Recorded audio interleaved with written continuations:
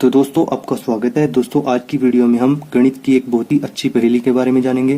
तो दोस्तों पहेली क्या कहती है, मेरे पास कुल 100 रुपए थे। इन 100 रुपए का मैंने दो तरफ हिसाब लिखा हुआ है, एक तरफ खर्च का हिसाब लिखा हुआ है, एक तरफ बचत का हिसाब लिखा हुआ है। ठीक है दोस्तों, अब 100 रुपए में से मैंने 40 खर्च कर दिए तो मेरे पास कितने बच गए, 60 रुपए बच गए। ठीक है दोस्तों, 60 रुपए में से मैंने 30 रुपए और खर्च कर दिए तो मेरे पास बच गए 30 रुपए। अब 30 रुपए में से 18 और खर्च करने के बाद मेरे पास बच गए 12 रुपए। ठीक है, तो लास्ट में हमने 12 रुपए और खर्च कर दिए। ठीक है दोस्तों, तो बचत क्या बची है हमारे पास, 0। ठीक है, अब खर्च को अगर जोड़ते हैं, खर्च वाली लाइन को अगर जोड़ते हैं तो यहाँ पर हमारे पास बनते हैं 8 और 2 10, हासिल 1 हासिल था और 4 ये 5 और 3 8 और 2 10। तो अब खर्च वाली लाइन का जोड़ आता है हमारे पास 100 रुपए। ठीक है, जो कि हमारे पास कुल 100 रुपए थे, तो और खर्च वाली लाइन का जोड़ भी 100 रुपए आ गया। ठीक है दोस्तों, अब बचत वाली लाइन का जोड़ अगर हम करते हैं तो ये बनता है 2 और यहाँ पे बनता है 6 और 3 9 और 1 10।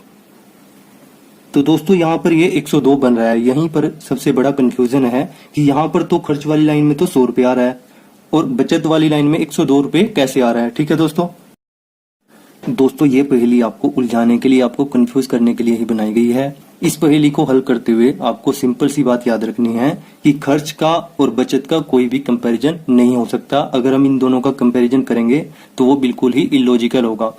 ये दोनों कभी भी बराबर नहीं आ सकते। आइए इसको एक एग्जांपल से और अच्छे से समझते हैं। मान लो हमारे पास 20 रुपए हैं।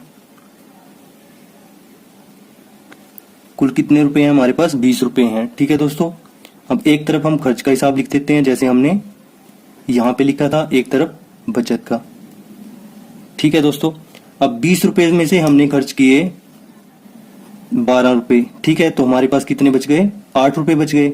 अब 8 में से 5 हमने फिर खर्च कर दिए, हमारे पास कितने बच गए, 3 बच गए। ठीक है दोस्तों, अब 3 को हमने दोबारा से यहाँ पर खर्च कर दिया तो हमारे पास कितने बच गए, 0 बच गए। अब इन दोनों को जोड़ते हैं तो हमारे पास यहाँ पर कितना आएगा, 12 और 5 17 और 3 20 आ जाएगा। ठीक है दोस्तों, तो खर्च का हिसाब तो बिल्कुल सही आ रहा है और यहाँ पर बचत का हिसाब क्या आएगा, 8 और 3 11। ठीक है दोस्तों, यहाँ पर बचत का हिसाब 11 आ रहा है, यहाँ पर 20 आ रहा है, दोनों बराबर नहीं आ रहे। दोस्तों यहाँ पर भी खर्च का हिसाब 20 आया, बचत का हिसाब 11 आया, दोनों अलग अलग आए, दोनों बराबर नहीं आए जैसे पिछले एग्जाम्पल में था। ठीक है दोस्तों, तो इसका सिंपल सा मतलब ये हुआ कि खर्च और बचत का कोई संबंध नहीं है, कोई रिलेशन नहीं है। खर्च और बचत का हम कभी भी कंपैरिजन नहीं कर सकते। ठीक है दोस्तों, तो आपको जब भी ये पहेली, इस प्रकार की पहेली आपके सामने आए तो आपको इसका उत्तर यही देना है कि खर्च और बचत का कोई संबंध, कोई रिलेशन, कोई कंपैरिजन नहीं हो सकता। दोस्तों यहाँ पर हमारे पास कुल कितने पैसे थे और हमने खर्च कितने किए उसका तो संबंध है, पर खर्च की गई राशि का और बचत का कोई संबंध, कोई कंपैरिजन नहीं हो सकता। ठीक है दोस्तों, आइए इसको एक एग्जांपल से और अच्छे से समझ लेते हैं। दोस्तों मान लो हमारे पास 10 मीटर की एक लकड़ी है। ठीक है दोस्तों, ये एक लकड़ी है हमारे पास, उसमें से हम कुछ काट देते हैं, काटा और ये बचत। ठीक है, ऐसे लिख देते हैं। अब 10 मीटर की जो लकड़ी है उसमें से हम अगर 6 मीटर काट देते हैं तो हमारे पास कितना बच गया, 4 बच गया। ठीक है, अब 2 मीटर और काट देते हैं तो हमारे पास कितना बच गया, 2 बच गया।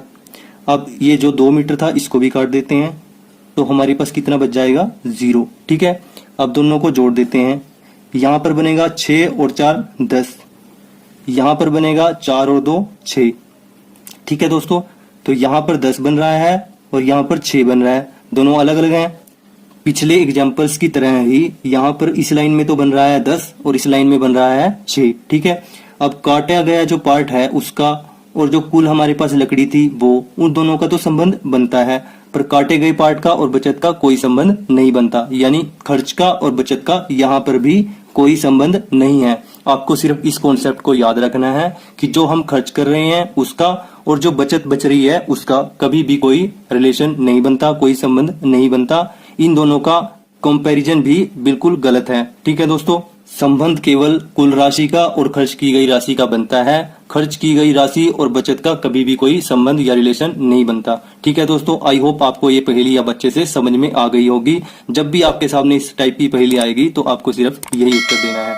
अगर आपको ये वीडियो अच्छी लगी तो वीडियो को लाइक करना, दोस्तों के साथ शेयर करना, चैनल पर नहीं हो तो चैनल को सब्सक्राइब जरूर कर लेना। Thanks for watching.